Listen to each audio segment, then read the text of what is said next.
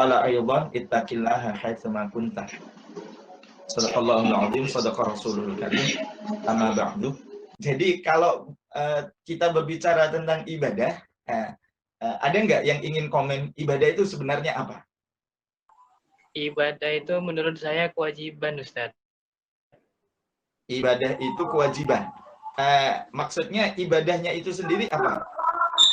Ibadah itu kegiatan yang diwajibkan kepada kita sebagai hamba. Begitu, Ustaz.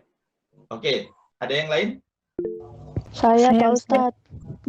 Boleh. Menurut saya ibadah itu adalah kegiatan yang kita lakukan untuk mengungkapkan rasa syukur kita kepada Allah Subhanahu wa Ta'ala.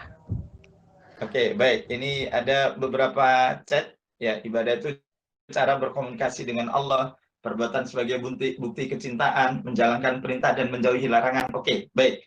Berbicara tentang ibadah, maka kita memahami bahwa ibadah itu ada ibadah dalam skala yang cakupannya itu sempit, dalam arti menyangkut proses hubungan kita dengan Tuhan Allah Subhanahu wa Ta'ala. Ya, ada yang ibadah itu bermakna luas, semua aktivitas kita. Jadi kalau kemudian yang berhubungan dengan Allah Subhanahu wa Ta'ala itu berkaitan dengan ibadah mahdhah, seperti misalnya sholat, seperti misalnya puasa, misalnya naik haji misalnya. Itu adalah urusan hubungan secara langsung kita dengan Allah Subhanahu wa Ta'ala.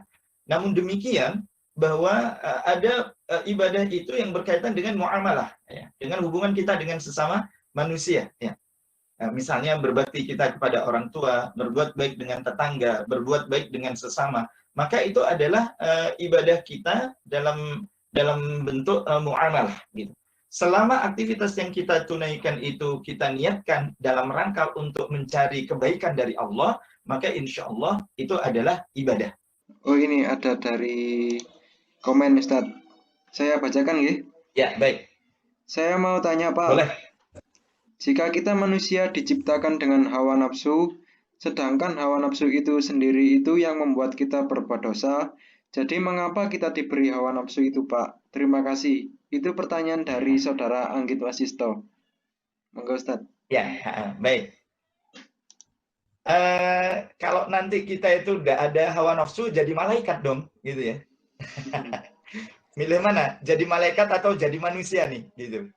Mending jadi malaikat aja Pak, punya sayap banyak gitu ya, bisa terbang kemana-kemana gitu ya. Ya mungkin nggak akan ikut kajian UKMKI nih gitu, dan tidak akan pernah menjadi mahasiswa ABM gitu ya, gitu. Ya baik, teman-teman sekalian, Allah itu menciptakan kita manusia itu sesuai dengan fitrah penciptaan. Fitrahnya itu apa?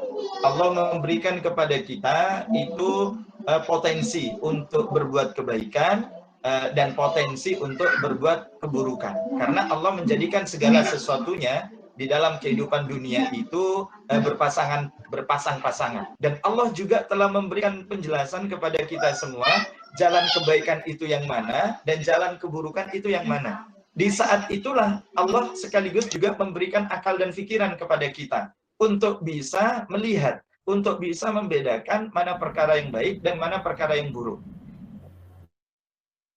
Sehingga nanti yang kita tunaikan itu adalah jalan kebaikan atau jalan keburukan. Ini tergantung bagaimana ketaatan kepada Allah. Kalau taat, insya Allah kita itu akan senantiasa berada di jalan yang baik. Kalau kemudian kita itu memilih tidak taat, ya berarti kita itu berada pada jalan keburukan. Ini ujian kita. Alhamdulillahirrahmanirrahim. Kegiatan kajian Islam pada hari ini sudah terlaksana dengan lancar. Terima kasih kepada Ustadz Abdul Fattah atas materi yang sudah disampaikan. Semoga materi yang disampaikan tadi bermanfaat untuk kita semua. Amin.